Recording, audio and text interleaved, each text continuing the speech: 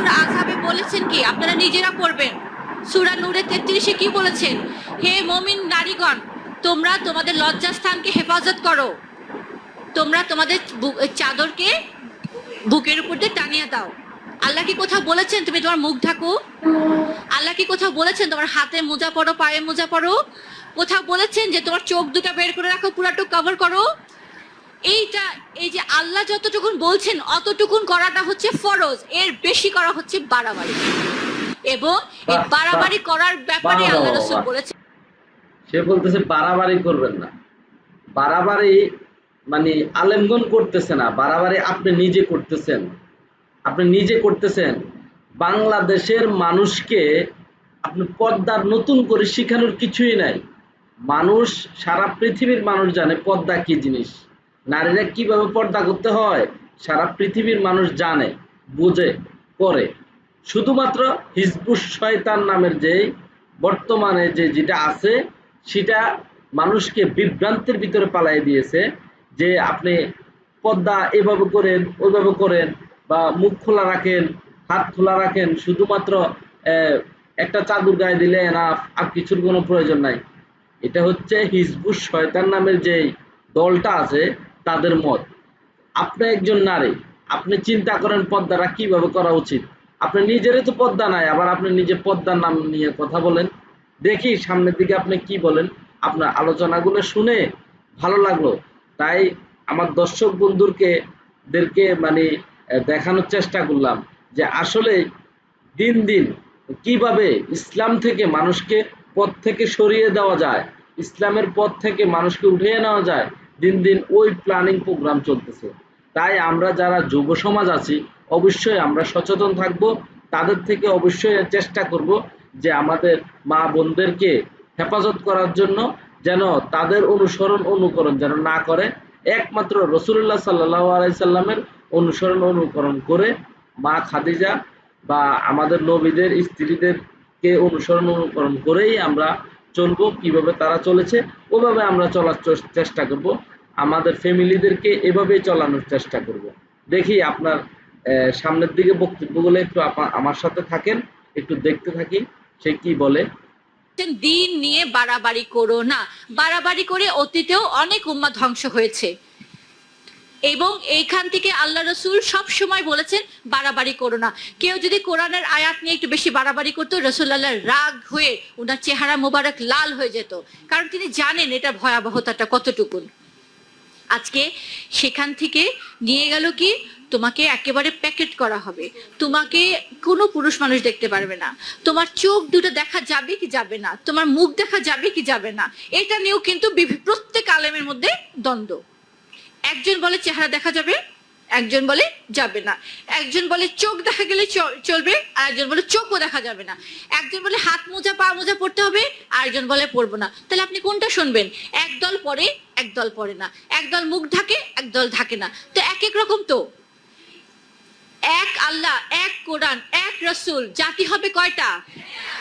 সেখানে শাসন ব্যবস্থা হবে কয়টা? সবাই কিভাবে চলবে? একভাবে চলবে। আজকে এক একজন এক এক ভাবে। আজকে আমাদের এখানে যদি আপনি দেখেন, যদি সমাজে এক একজন এক এক ভাবে পর্দা করছে, কেন?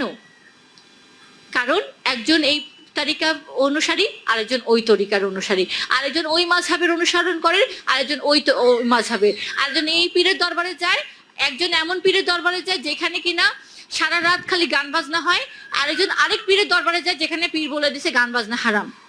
তাহলে আপনার তো বিভিন্নতা এইভাবে আসছে। কিন্তু এই সমস্ত ভিন্নতাকে সরিয়ে দিয়ে সহজ সরল জিনিসটাকে আমরা উঠিয়ে নিয়ে আসছি। আমরা এটাই বলছি যে নারীদের পর্দার ব্যাপারে যে কথাটা আল্লাহ কোরআনে বলেছেন, যতটুকু ঠিক ততটুকু আমি করব, এর বেশি আমার করা দরকার নাই। আপনারা জানেন যে পুরুষদের লজ্জাস্থান আর নারীদের লজ্জাস্থানের মধ্যে ভিন্নতা আছে।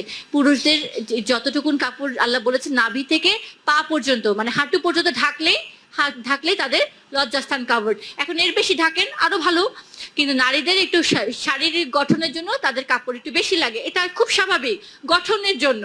ততটুকুন সে যদি শালীনতার সাথে সে যদি নিজেকে পোশাক পরে, সে যদি পরিচ্ছেদ করে, দ্যাট ইজ এনাফ। এর বেশি করবেন না। এবং মুখ খোলা রাখার কথা আল্লাহ কোরআনে বলেছেন, তোমরা মুখ খোলা রাখবে যেন তোমাদেরকে চেনা যায়। সেখানে আজকে ওয়াজের মধ্যে বলা হয় মুখ বন্ধ করে রাখতে হবে, ঢেকে রাখতে হবে না। আসলে আমার সন্দেহ হচ্ছে তারা কি আসলে মুসলিম নাকি মুসলমান দাবি করে বর্তমানে মানুষকে বিভ্রান্তির ভিতরে ফেলে দিচ্ছে। আমার সন্দেহ হচ্ছে এই জায়গাটা ক্লিয়ার হওয়া উচিত।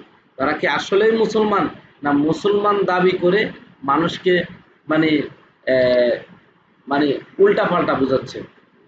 আপনি কি বলতে চান পর্দার ব্যাপারে? মানুষ কি কম জানে? মানুষ কি বোকার স্বর্গে বাস করে? মানুষ কি বোকার স্বর্গে বাস করে? পর্দার ব্যাপারে কি মানুষকে নতুন করে কিছু বলার দরকার নেই, নতুন করে কিছু বলতে হবে না আমি মনে করি। কারণ মানুষ জানে পর্দা কি জিনিস। পুরুষের নাভির নিচ থেকে হাঁটু পর্যন্ত হলো সতর, সতর ডাকা হলো ফরজ। সতর যদি না ডাকে তাহলে তার গুনাহ হবে। আর মহিলাদের হচ্ছে মাথার তাল্লা থেকে পায়ের তাল্লা পর্যন্ত হলো সতর। মানে মহিলাদের পুরো শরীরটা, পুরো বডিটাই হচ্ছে সতর। তার পুরো বডিটা ঢাকা ফরজ, এটা আল্লাহ তো বলছে।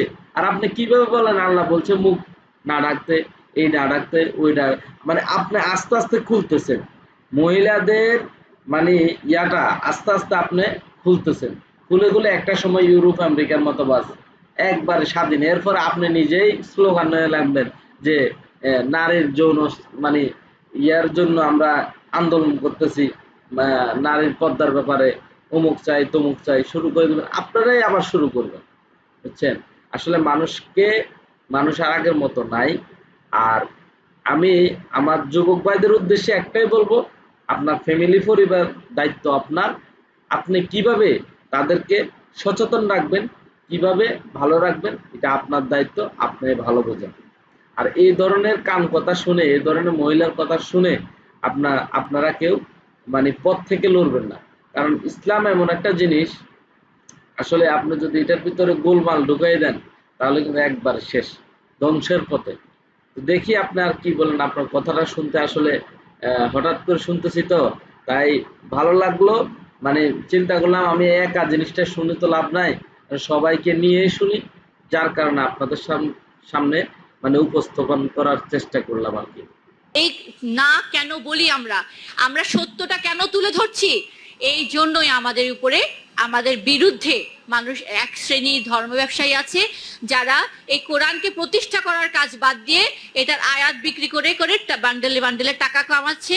এবং এই বান্ডেলে বান্ডেলে টাকা কামাচ্ছে যে কোরআনকে বিক্রি করে, এটা হচ্ছে হারাম কাজ, হারাম। এটা আমরা বলি না, আল্লাহ নিজে কোরআনে বলেছেন সূরা বাকারার 174-75 নম্বর আয়াতে, নিজেরা পড়ে দেখবেন। এই কথাটা আমরা তুলে আনলাম কেন? এটাই হয়ে গেছে আমাদের সবচেয়ে বড় পাপ। কারণ তাদের রমরমা ব্যবসার উপরে ভাটা পড়ে গেছে।